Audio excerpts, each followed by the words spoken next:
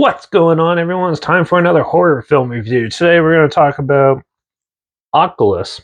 This is the killer haunted mirror movie that either you either love or hate. Yeah, so it was released by Relativity Media and April 11th, 2014. It was produced by Trevor Macy and Mark P. Evans. And it was written by Jeff Howard and co-written and directed by Mike Flanagan. So that name sounds familiar. He did a lot of stuff like Doctor Sleep, Gerald's Game, Hush, Ouija, Origin of Evil. We also did a lot of Netflix series like Midnight Mass, The Haunting of Hill House, The Haunting of Bly Manor, and other stuff. It was at a budget of $5 million. And yeah, so Oculus. Well, how am I going to describe this? Well, okay, so this is a dysfunctional family that basically, I think the dad killed some family members and stuff and was in a mental institution for a long time, and the mom couldn't bear it. And eventually they managed to get custody of him and move back home. And yeah, they uncover this this mirror here, and it seems to have a dark presence lurking in it. Nothing seems to be what it is. It could be a portal to somewhere or what. So the young teen kids of the family set up video cameras and stuff and try to capture what's actually going on. And it turns out the mirror has a lot more sinister intentions than they realize. And it's causing a lot of grief for the family and a lot of trauma for everyone who comes across it. Overall, this concept was pretty interesting for this type of film. Yeah, I thought it was interesting. It was an early Blumhouse release, so yeah, it definitely has a Blumhouse feel to it, if you know what I mean. And yeah, but it does have some interesting aspects to it. I like the technological side where they try to prove what's going on and stuff like that. I didn't really like the time jumps in it and stuff like that. I thought that was really awkward. The evil spirits in it, very cliche, very toned down, very not really surprising. And overall, the film is just super boring. It takes a while for anything to happen, and it becomes super predictable. And it's not the greatest one out there.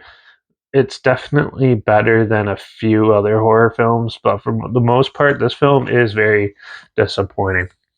I went in thinking like, oh, okay, cool. Like it's gonna be like the Amityville sequels where they have like a possessed thing from the house and stuff, and weird things happen. No, this one's just weird spiritual demons causing problems and stuff, and random jump scares, and just a whole bunch of random but dull, boring, and ineffective scares, in my opinion. I'm not a huge fan of this movie. I thought it was pretty bland. The characters I didn't really care about. I love the ending though. Ending was so funny, and yeah, the characters are pretty bland. You can't really get behind any of them, I thought, and overall the story was just not that good. It had a cool concept, but terrible execution. Like most Mike Flanagan movies and shows, I'm not a fan of them. So I find most of his stuff to be dull, boring, and a complete waste of time. And yeah, maybe just that aspect of horror is not for me. But overall, I'll give Oculus. It is well shot though, and yeah, that's about it. I'll give Oculus maybe a 2 out of 5. It's amusing. It has some pretty okay acting, and it's shot well, so I'll give it that at least. But overall, the rest of it needs a lot of work. So this is one of his first movies, though. He does about Ouija Origin of Evil is really good.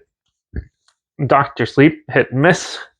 Oh, can't remember Gerald's Game if I've seen that or not. And Hush is still a decent one. So he has some good ones, but this one is definitely not one of them. So yeah. But if you want to check it out, it is free to watch on Tubi. I'll link it down below so you can check it out down there. And also make sure you check out my Instagram. So I was post clips of films and review in the future on my story. You should have the film time, hashtag assumption film, and a hashtag so you're aware of it. Also my Letterbox down below, dairy peer reviews. That's where I post my first star rating where I watch the films. And My Twitter's down below, views_Derek. So follow me on those platforms. Stay looped with this channel. Like this video, share some more people aware of it. Comment your opinions of the film down below if you have any. If you have any films or film franchise in any genre and on any streaming service that you want to hear my opinions on in the future, comment them down below too. I'll try my best to get to them as soon as I can, and if I can find them. Make sure you ring that bell. Yeah, hopefully we'll find something weird, obscure, and odd they probably never thought of checking out together, and also show you my opinions on popular films and come out classic films and reviews on other things as well. And don't forget to ring that bell. Don't forget to subscribe. Don't forget to ring that bell because we're actually going to talk about Midsommar, the evil cult movie that was a rave when it came out, and I finally watched it, and we'll talk about it in the next one. So make sure you tune in for that. It might be a little amusing and interesting because it's from the director of Hereditary. Yippee. But we'll see how that goes. But in the meantime, watch out for all those evil reflections that are out to kill you in mirrors, and I guess I'll see you all in the next review. So until then, cheers.